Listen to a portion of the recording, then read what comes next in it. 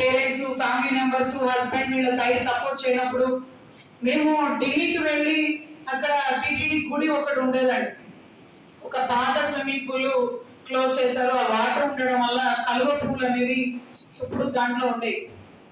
మాకు పేరెంట్స్ ఇచ్చే మనీ సరిపోయేది కాదు. 2000 3000 ఇచ్చి పంపించేవాళ్ళు. అక్కడ చాలా ఖర్చు ఉండేది. అంటే ముఖ్యంగా పుస్తకాలు చదువుకోవడానికి లైబ్రరీ ఫీజ్ అని, మెట్రోకి సంబంధించినటువంటి జర్నీ క్యాబ్ కానీ ఇవన్నీ. సో కమ్యూనికేషన్ అనేది మేజర్ పార్ట్. మార్కెటింగ్ స్కిల్స్ అనేది ఉండగలగాలి. మీరు చెప్పింది అవతలవాడు నమ్మాలి.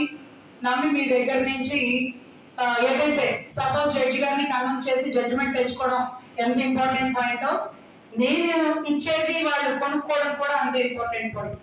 సో కలువ పూలు ఒక్కొక్కటి 50 రూపాయల చొప్పున టిటిడి గుడి బయట, అంటే ఢిల్లీలో తిరుపతి గుడి ఉందంటే ఆల్మోస్ట్ అక్కడ ఉండే ఆంధ్ర వాళ్ళు కాదండి, చాలా మంది దేవుడిని నమ్మేవాళ్ళు, ఫారినర్స్ కూడా వచ్చి కొనుక్కొని వెళ్ళేవాళ్ళు. సో ఆ స్విమ్మింగ్ పూల్ లో ఉండే కలువ పువ్వులు అన్ని నేను పోసుకొచ్చి అరౌండ్ డైలీ ఒక 100 అయ్యారు. అవి తీసుకొచ్చి నేను గుడి ముందు కరెక్ట్ గా ఒక 20 మినిట్స్ మొత్తం కంప్లీట్ అయిపోతే ఒక్కొక్కటి 50 రూపాయలు చొప్పున. మీరు ఢిల్లీలో సుప్రీంకోర్టు అడ్వకేట్ గా వచ్చారు, అక్కడ వర్క్ చేయాల్సింది పోయి ఇక్కడ అమ్ముకుంటారేంటి అంటే నాకు ఫైనాన్షియల్ ఎబిలిటీ సరిపోలేదు సార్. It's my duty. అంటే డిగ్నిటీ ఆఫ్ లేబర్ అంటారు కదా, మన దేశంలో అయితే సిగ్గుపడతాం, సిగ్గు లేకుండా పక్క దేశంలో మాత్రం పని చేస్తాం. అమెరికాకు వెళ్ళిన ప్రతి ఒక్కరు పని చేయందే సాలరీ కట్టుకోలేదు కదా పాపం పేమెంట్లు. అక్కడ మాత్రం టీ కప్పులు గడిగేస్తారు, అక్కడ మాత్రం షాపింగ్ మాల్ లో పనిచేసేస్తారు. కానీ మన ఇండియాలో మాత్రం సిగ్గు మొహమాటం ఎందుకనో మరి పేరెంట్స్ దగ్గర డబ్బు అడిగినప్పుడు లేని సిగ్గు కష్టపడి సంపాదించేటప్పుడు ఎందుకు వస్తుందో మాకు తెలియదు. సో అక్కడ కలువ పూలు అంత డిమాండ్ ఉండేది. ఆ కలువ పూలు అమ్మినప్పుడు అతను అనేవాడు, నువ్వు టీవీలో కనపడతావు కదమ్మా అని. నా పడేది వేరు సార్, వాస్తవాలు వేరు. మేము ఇక్కడ ప్రాజెక్ట్ చేయడానికి వచ్చాం దిశ కేసు మీద.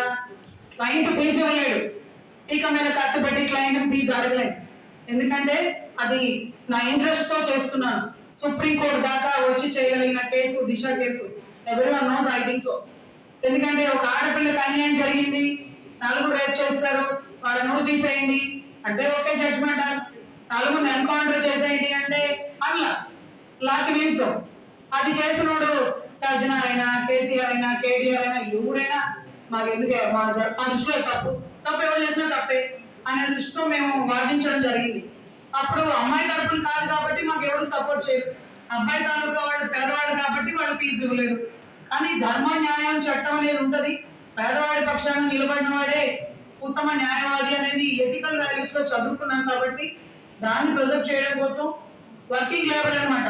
ఢిల్లీలో మా సంపాదన మేము సృష్టించుకొని కేసు వాదించి అక్కడ సీనియర్కి ఫీజులు కట్టి ఫ్లైట్ టికెట్లు వేసుకొని ఆంధ్రాకి వచ్చి ఇక్కడ ఒక పెద్ద వండర్ఫుల్ అడ్వకేట్ గా మీడియా ముందు మాట్లాడే రజని తిరుమల తిరుపతి దేవస్థానం ఢిల్లీలో తామర పువ్వులు కలువ పువ్వులు అమ్మింది అంటే ఎవరు నమ్మలేదు.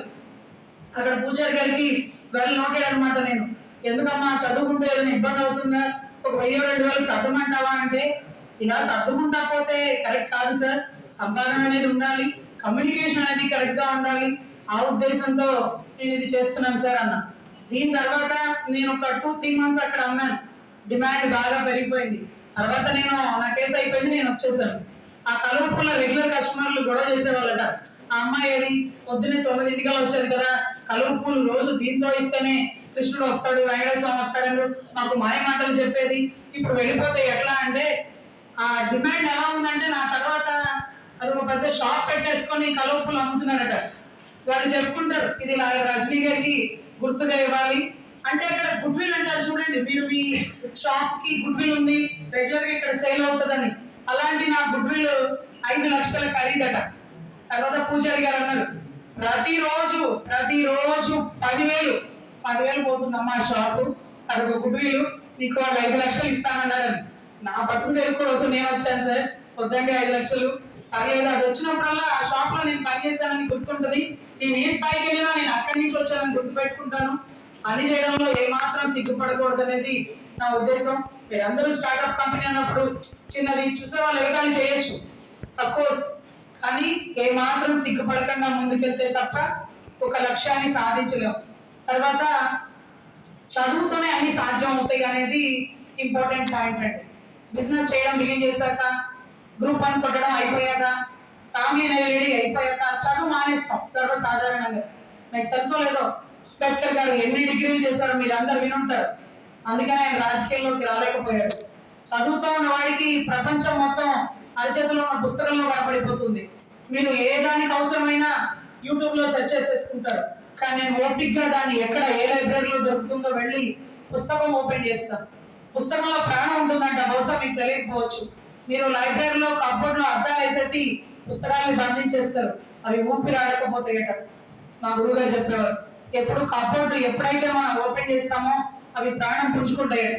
చాలా మంది పెద్ద పెద్ద వాళ్ళ దగ్గర మీరు చూస్తుంటే కప్బోర్డ్లు ఎప్పుడు ఓపెన్ చేసిన దగ్గరే పుస్తకాలు పెడతారు. మరి వాళ్ళకి ఎవరా తెలివితేటలు ఇచ్చారో లేకపోతే వాళ్ళ ఒక లుక్ కోసం పెట్టుకున్నారో నాకైతే తెలియదు, కానీ ప్రాణం ఉంటుంది పుస్తకానికి. ఆ ప్రాణం ఉన్న పుస్తకాన్ని ఈరోజు వేదాంతాలైన సామవేదం, యజుర్వేదం, ధనుర్వేదం ఇవన్నీ కూడా బుక్స్ లో ఎందుకు నిక్షిప్తమై ఉన్నాయంటే, వేదాలు కానీ ఏదైనా ఒక పేపర్ లో ఉంటుందండి. ఏదైనా మన లైఫ్ ఒక వైట్ పేపర్ అంటారు.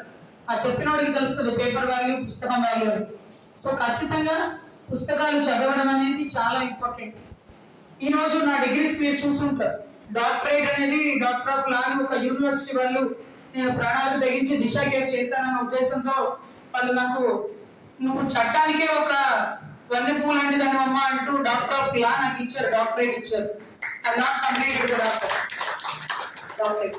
అదే రకంగా నేను ఎంఎస్సీ సైకాలజీ చేశాను, ఎల్ఎల్బి పద్మావతి మహిళా యూనివర్సిటీలో చేశాను, ఎల్ఎల్ఎం ఇంటర్నేషనల్ ఆంధ్ర యూనివర్సిటీలో చేశాను, MA journalism and mass communication Nagarjuna యూనివర్సిటీలో 1 month బ్యాక్ కంప్లీట్ అయింది.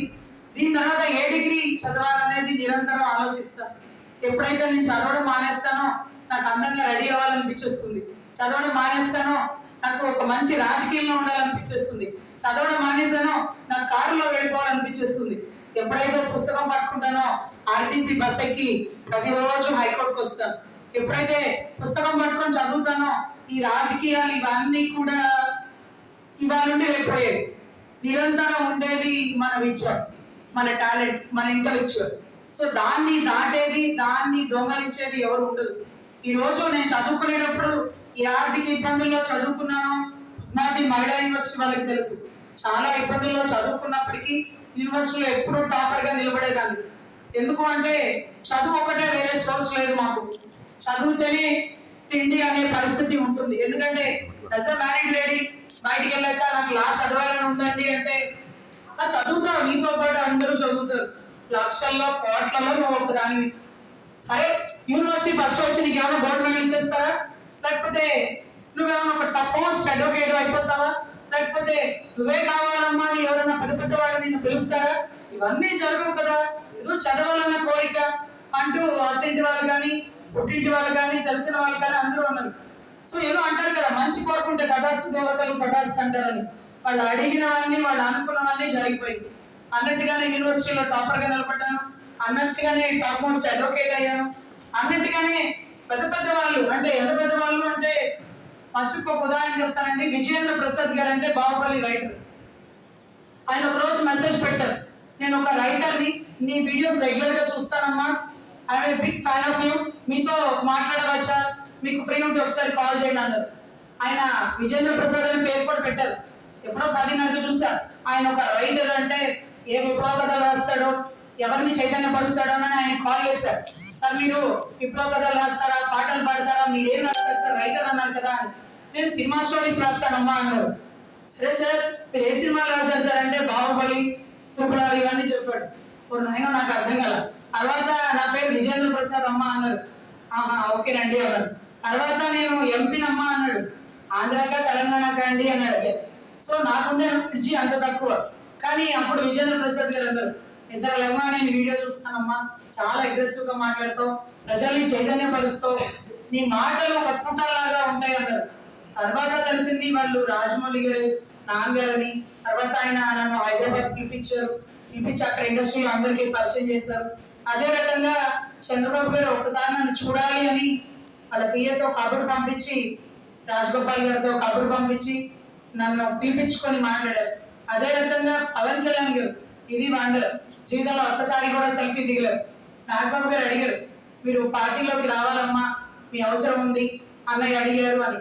లేదు సార్, కండవా కప్పుకుంటే ఒకళ్ళ పక్షాన్ని మాట్లాడతాం, కండవ తీసేస్తే ప్రజల పక్షాన్ని మాట్లాడతాం, నా గొంతు ఎప్పుడు ప్రజల పక్షాన్ని వినపడాలని కోరుకుంటాను, నాకు ఒక కమ్యూనిస్టు సిద్ధాంతాలు ఉంటాయి కానీ ఒక పార్టీ ఎజెండా ఉండదు అన్నారు.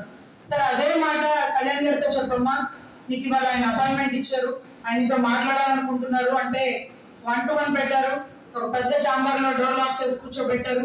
కమ్యూనిస్ట్ అంటే ఎందుకు నీకు, దిశ కేసు ఎందుకు చేసావు, ఊరంతా ఒక పక్కనైతే ఇంకొకటి ఒక పక్కన అన్నట్టుగా అందరూ ఆడపిల్ల వైపు మాట్లాడితే చనిపోయిన నలుగురు ఎవరు, వాళ్ళ పట్ల న్యాయం ఉందని నువ్వు ఎందుకు భావించావు అంటూ కేసు పూర్వపరాలు మొత్తం తెలుసుకున్నారు.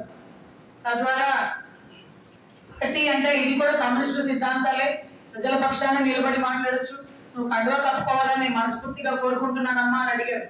సో ఈ అవకాశం అందరికీ రాకపోవచ్చేమో అని నేను మనస్ఫూర్తిగా ఒప్పుకుంటానన్నా, ఖచ్చితంగా పనిచేస్తాను, కానీ ప్రభుత్వం ఫామ్ అయ్యాక మాత్రం కండువా తీసేస్తాను, అందరి పక్షాన నిలబడతాను, అప్పుడు ప్రజల పక్షాన నా గొంతుగా వినపడాలన్నా అన్నాను. సరే, ప్రభుత్వం ఫామ్ అయ్యాక వెళ్ళిపోదు కానీ ముందు మాత్రం బ్రాండ్తో ఇలా ఉండాలమ్మా అన్నారు. తర్వాత నేను అమరావతి ఉద్యమంలో గట్టిగా ఫైట్ చేశాను.